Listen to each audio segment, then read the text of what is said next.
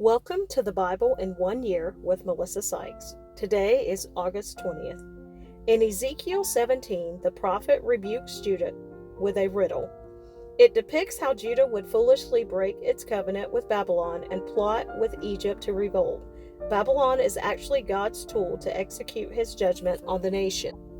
Ezekiel 18 reveals that God's people are without excuse. They cannot blame their apostasy on previous generations, but on personal choice and rebellion. All will be judged according to their actions. Ezekiel chapter 18, verse 30. Ezekiel foresees the death of Israel and records a funeral song. Ezekiel chapter 19. In this song, Judah's rulers are compared to lion cubs who are able to be captured or to branches that are consumed by fire and become too weak to produce fruit. Future rulers. Centuries earlier, Jacob prophesied that a descendant of Judah would fulfill the messianic promise, first given in Genesis chapter 3, verse 15. Also see Genesis chapter 49, verses 8 through 12. And Judah's captivity would not prevent the offspring of the woman, the branch, from entering human history to save not only Israel but also the birds of every sort that shelter in the shade of its branches. Ezekiel chapter 17, verses 22 and 23. A story of two eagles. Ezekiel chapter 17, verses 1 through 10. Then this message came to me from the Lord. Son of man, give this riddle and tell this story to the people of Israel. Give them this message from the sovereign Lord. A great eagle with broad wings and long feathers, covered with many-colored plumage, came to Lebanon. He seized the top of a cedar tree and plucked off its highest branch. He carried it away to a city filled with merchants. He planted it in a city of traders. He also took a seedling from the land and planted it in fertile soil. He placed it beside a broad river where it could grow like a willow tree. It took root there and grew into a low, spreading vine. Its branches turned up toward the eagle, and its roots grew down into the ground.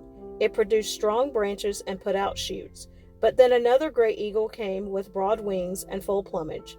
So the vine now sent its roots and branches toward him for water, even though it was already planted in good soil and had plenty of water, so it could grow into a splendid vine and produce rich leaves and luscious fruit.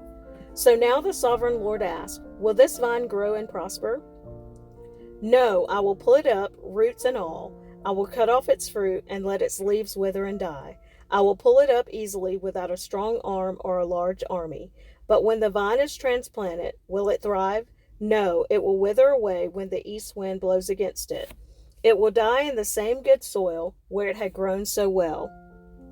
The riddle explained. Ezekiel chapter 17, verses 11 through 24. Then this message came to me from the Lord. Say to these rebels of Israel, don't you understand the meaning of this riddle of the eagles? The king of Babylon came to Jerusalem, took away her king and princes, and brought them to Babylon. He made a treaty with a member of the royal family and forced him to take an oath of loyalty. He also exiled Israel's most influential leaders, so Israel would not become strong again and revolt. Only by keeping her treaty with Babylon could Israel survive.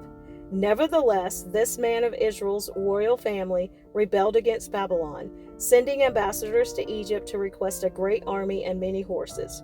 Can Israel break her sworn treaties like that and get away with it? No, for as surely as I live, says the sovereign Lord, the king of Israel will die in Babylon, the land of the king who put him in power and whose treaty he disregarded and broke. Pharaoh and all his mighty army will fail to help Israel when the king of Babylon lays siege to Jerusalem again and destroys many lives. For the king of Israel disregarded his treaty and broke it after swearing to obey. Therefore he will not escape. So this is what the sovereign Lord says. As surely as I live, I will punish him for breaking my covenant and disregarding the solemn oath he made in my name. I will throw my net over him and capture him in my snare. I will bring him to Babylon and put him on trial for this treason against me, and all his best warriors will be killed in battle, and those who survive will be scattered to the four winds. Then you will know that I, the Lord, have spoken. This is what the sovereign Lord says. I will take a branch from the top of a tall cedar, and I will plant it on the top of Israel's highest mountain.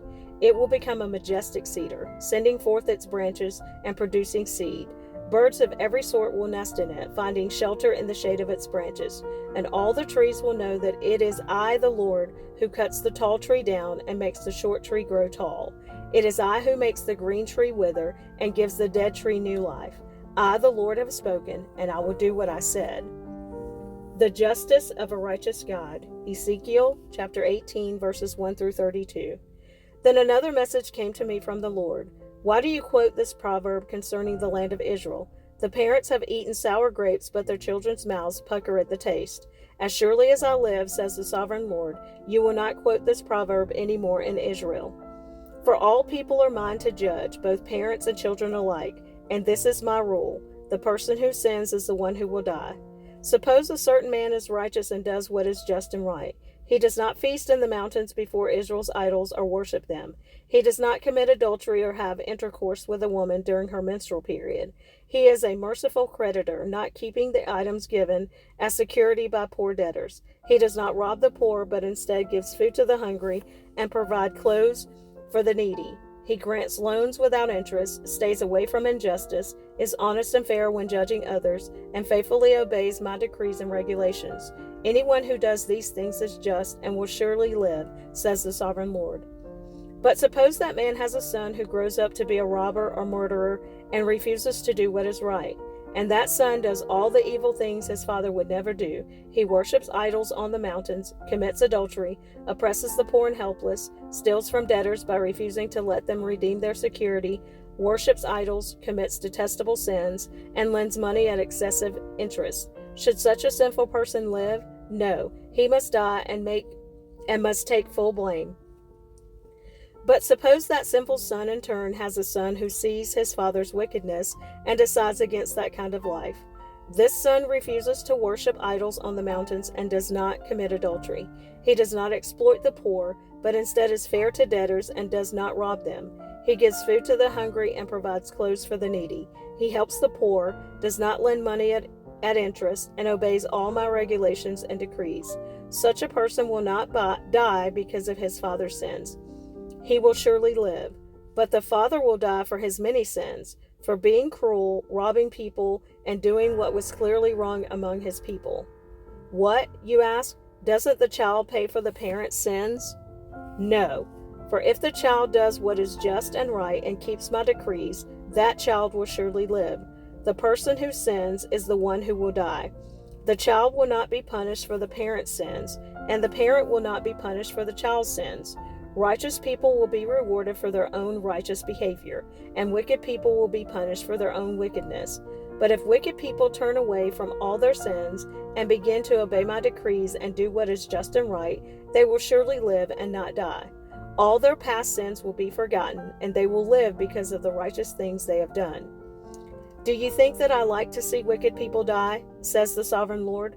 Of course not. I want them to turn from their wicked ways and live.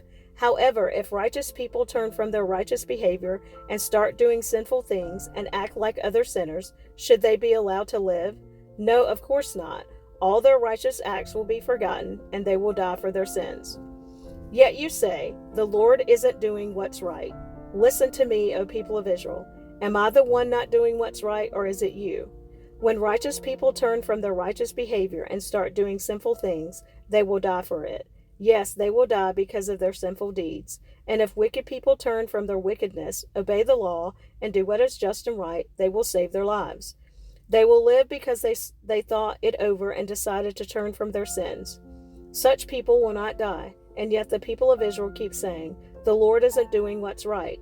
O people of Israel, it is you who are not doing what's right, not I. Therefore I will judge each of you, O people of Israel, according to your actions, says the sovereign Lord. Repent and turn from your sins. Don't let them destroy you. Put all your rebellion behind you and find yourselves a new heart and a new spirit. For why should you die, O people of Israel? I don't want you to die, says the sovereign Lord. Turn back and live. A funeral song for Israel's kings. Ezekiel chapter 19, verses 1 through 14. Sing this funeral song for the princes of Israel.